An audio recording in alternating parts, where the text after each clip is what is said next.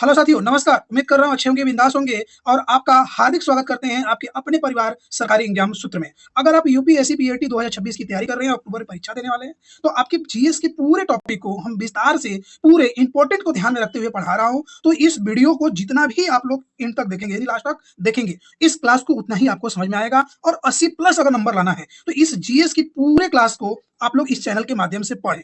तो आए हम लोग बिना समय गंवाए इस क्लास को शुरू करते हैं दोस्तों।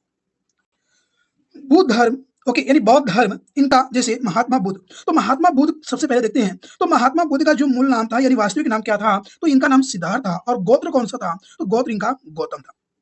इनकी उपाधि, इनको शाक्य मुनि और लाइट ऑफ एशिया, शाक्य मुनि इसलिए बोला जाता है क्योंकि इनकी माता शाक्य वंश की थी, इसलिए इनको शाक्य मुनि भी कहा जाता है। इनका जन्म कब हुआ था, तो 563 ईसा पूर्व में हुआ था। जन्म स्थान अगर पूछता है तो आपका याद रखिएगा क्या, लुबनी में हुआ था, कपिल वस्तु नेपाल के पास में।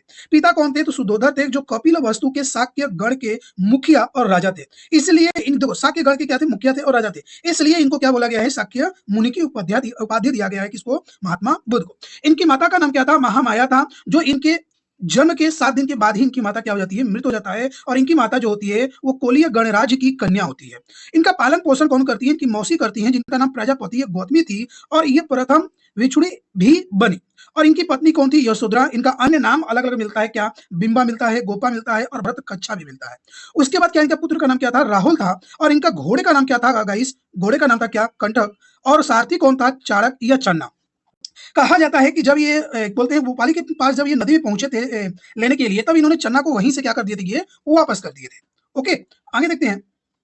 तो देखेंगे सबसे पहले जब बुद्ध का जन्म हुआ तो उनका अलग अलग प्रतीक और शब्दावली भी आई।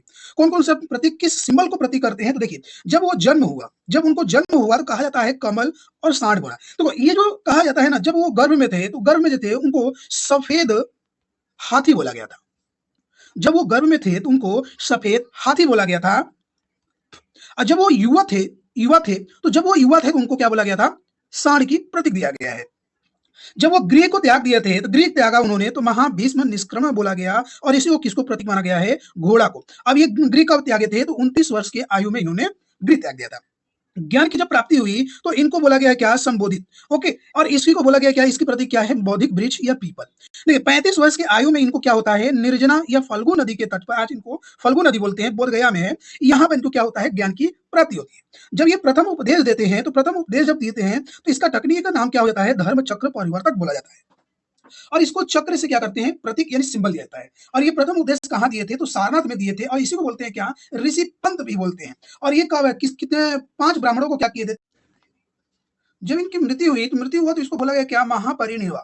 और इसको स्तूप से प्रतीक माना गया। और 483 ईसा पूर्व में 80 वर्ष की आयु में खुशी नगर जो मल गणराज्य था, और ये सुबोध को अंतिम संदेश या उपदेश दिए। और उसके बाद इनकी क्या हो जाती है, मृत हो जाता है। तो महत्वपूर्ण तथ्य याद रखने का ये है कि जब इनका जन्म हुआ तो कमल और सांड याद रख सकते हैं, गृह आगे तो घोड़ा, ज्ञान की प्राप्ति बौद्धि वृक्ष, और प्रथम उपदेश दिए थे तो चक्र, और जब इनका महापरिनिर्वाण हुआ तो स्तूप, याद रखिएगा। आगे देखते हैं। तो जीवन के, बुद्ध के जीवन से संबंधित प्रमुख घटनाएं यानी महत्वपूर्ण तथ्य समझते हैं। देखिए, तो जब ये ज्ञान प्राप्ति की खोज में निकले तो प्रथम इनका गुरु कौन था, तो अलार कलाम थे, जो वैशाली पहुंचे। और यहां से उन्होंने सांख्य दर्शन की शिक्षा ली है। किससे, अलार कलाम से। उसके बाद कहां पहुंचते हैं, उसके बाद पहुंचते हैं कहां, राजगीर। और वहां दूसरे गुरु कौन होते हैं, तो रुद्र रामपुत्र। और यहाँ पर क्या करते हैं, ये योग का ज्ञान लेते हैं। उसके बाद सर्वाधिक उपदेश कहां देते हैं, तो श्रावस्ती में देते हैं, जो कौशल की राजधानी होती है। ओके, तो आपसे यहाँ ये भी पूछ सकता है कि स्वधारी उपदेश कहाँ देते हैं, तो या अगर श्रावस्ती दिया तो सही है, नहीं तो कौशल भी आप लगा सकते हैं। उसके बाद उपदेश, जब इनका उपदेश देते हैं तो इसको बोला गया क्या, जन साधारण की भाषा यानी पाली भाषा में दिए। उसके बाद अंतिम वर्ष ऋतु कहाँ बिताए थे, वैशाली विहार में। उसके बाद संघ में प्रवेश, इसमें उप संपदा कहा जाता है। जब आप संघ में प्रवेश करते हैं तो उसको क्या बोला गया है, उप संपदा कहा जाता है। ओके, आगे जो बौद्ध दर्शन एवं उनकी शिक्षाएं देखते हैं। देखिए, उपासक का मतलब होता है कि गृह जीवन में रहकर बौद्ध धर्म मानने वाले को उपासक है। यानी आप घर में रह रहे हो और बौद्ध धर्म को भी मान रहे हो, तो भैया आप क्या कहलाओगे, उपासक कहलाओगे। आगे देखिए, उसके बाद इनके बाद क्या आया, त्रिरत्न। त्रिरत्न कौन थे, बुद्ध। बुद्ध का मतलब हो गया सम्यक ज्ञान प्राप्त करने के लिए तथागत, ओके, होना चाहिए। धर्म यानी बुद्ध द्वारा बताए गए शिक्षा और उपदेश को मानना। संघ, संघ का मतलब बुद्ध के उपदेशों का पालन करने वाले समुदायों में रहना। तो ये 3 रत्न थे। कौन कौन से, बुद्ध हो गया, धम्म हो गया और संघ हो गया। उसके बाद 4 आर्य सत्य आते हैं। 4 आर्य सत्य कौन थे? ओके, कौन था? दुःख, दुःख समुदाय, दुःख निरोध और दुःख निरोध का एक मार्ग भी है। अब देखिए, जब दुःख आएगा तो संसार क्या है? दुःख में है। दुःख समुदाय क्या है? दुःख का कारण या तृष्य यानी इच्छा या अज्ञान के कारण क्या है? हम दुखी है। दुःख निरोध, दुःख का अंत संभव है, लेकिन कैसे होगा? तो इसका एक अष्टांग या अष्टांगिक मार्ग है, यानी इस मार्ग के द्वारा चलेंगे तो हमारा दुःख का निवारण या मार्ग खत्म हो सकता है। आगे अष्टांगिक मार्ग यानी दुःख मुक्ति का मार्ग कौन-कौन से हैं उसको ध्यान से पढ़िए। देखिए, जब ये इन्होंने अष्टांगिक मार्ग का संबंध किससे है? तो धर्म चक्र परिवर्तक के सूत्र से है, पहली बात।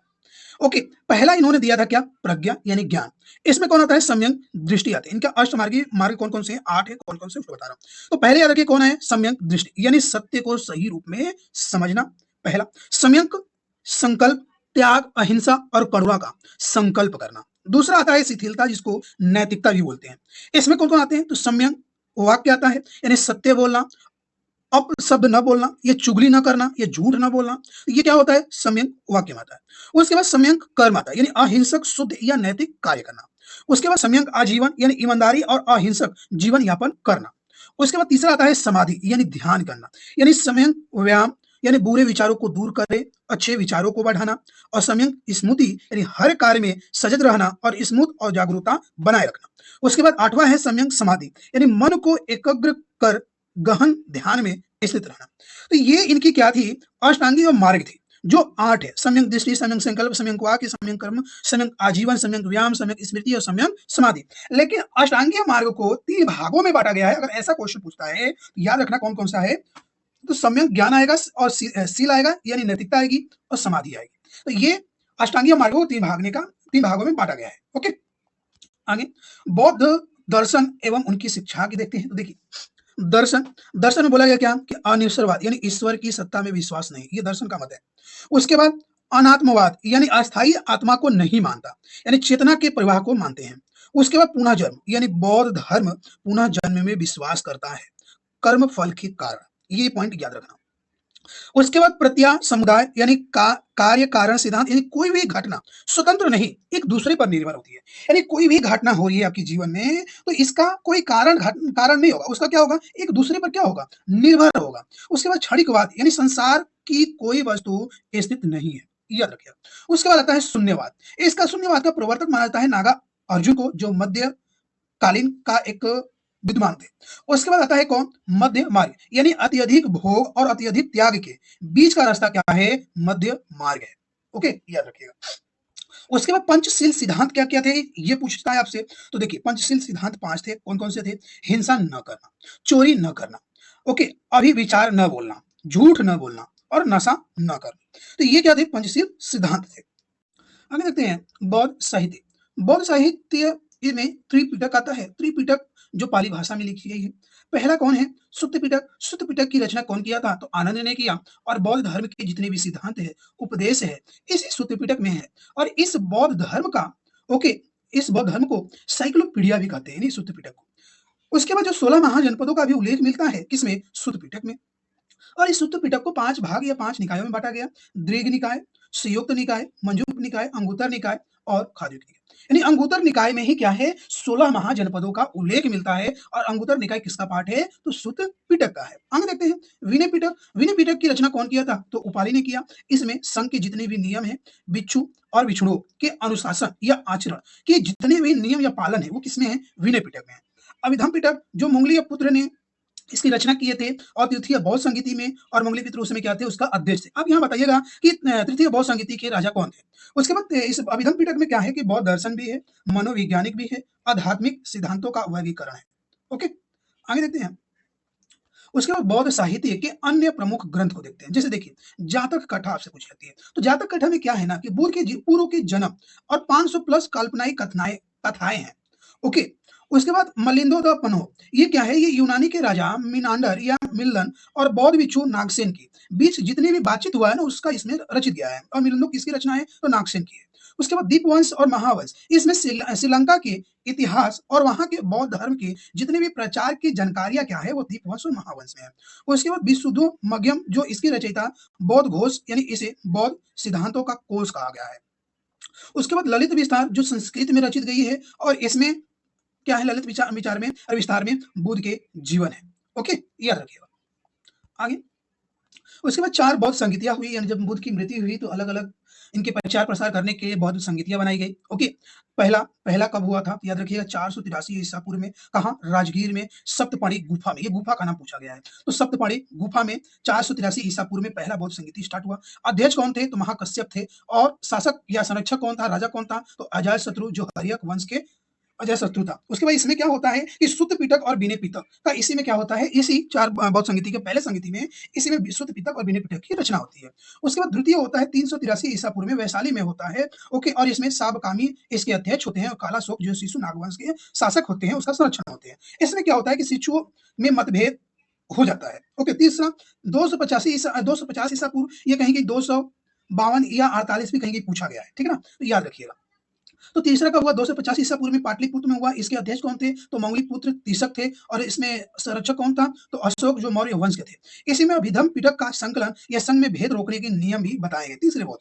चौथा तो होता है, चौथा जो होता है ये फर्स्ट शताब्दी में होता है, यानी 72 एडी में होता है। और ये कुंडलवन कश्मीर में होता है। और इसमें अध्यक्ष कौन होते हैं? वसुमित्र। और उपा अध्यक्ष कौन होते हैं? तो अश्व घोष होते हैं। और इसका राजा कौन होता है? कनिष्क, जो कुषाण वंश के थे। इसी में हीनयान और महायान का क्या होता है? बंटवारा, यानी डिवाइड होते हैं। जो बौद्ध धर्म होता है वो 2 भागों में डिवाइड होता है। कौन-कौन सा? हीनयान और महायान में।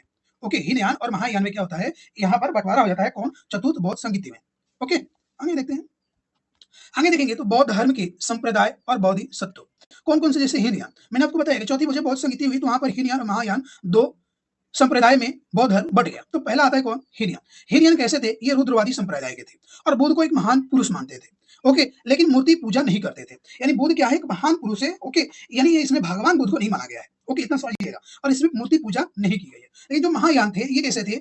ये सुधारवादी संप्रदाय के थे और बुद्ध को ईश्वर मानते थे। महान व्यक्ति नहीं, ये क्या करते? महान है, यानी ये ईश्वर मानते थे और ये उनकी क्या करते थे? मूर्ति उनकी पूजा करते थे। उसके बाद आता है कौन सा? वज्रयान आता है। ये वज्रयान ऐसी संप्रदाय थी जो तांत्रिक से, यानी तंत्र मंत्र करते थे। और ये क्या हुआ? वज्रयान ये मध्य काल में उभरी, यानी मध्य काल में इनका विकास हुआ। ओके, किसका? वज्रयान का। आगे देखते हैं प्रमुख बौद्ध सत्व कौन कौन, जो दूसरों के कल्याण के लिए, निवारण के लिए रोके गए।